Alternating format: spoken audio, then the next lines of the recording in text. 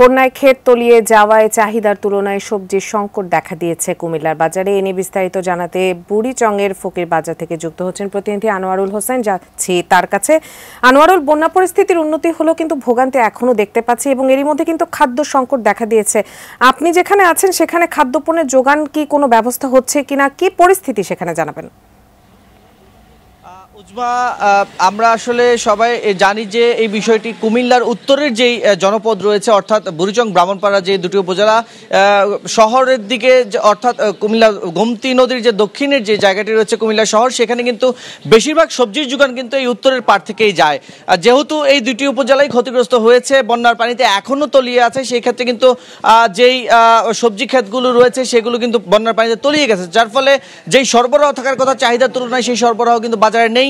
একরকম হাহাকার দেখা দিয়েছে এবং যেই সবজির দাম, ক্রেতাদের সঙ্গে আমরা কথা বলেছি, তারা বলছেন যে সবজির দাম একটু রীতিমতো যে বেশি নেওয়া হচ্ছে তাদের থেকে। বিক্রেতারা বলছেন যে যেহেতু সবজির সরবরাহ নেই সেক্ষেত্রে সবজি বরাবর পাওয়া যাচ্ছে না, তো যার কারণে যাতায়াত ব্যবস্থা ভঙ্গুর হয়ে পড়েছে। যাতায়াতের যেই ভাড়া সেটি বেশি পড়ছে বিধায় সবজির দাম কিন্তু একটু বেশি তারা কিনতে হচ্ছে এবং বিক্রি করতে হচ্ছে।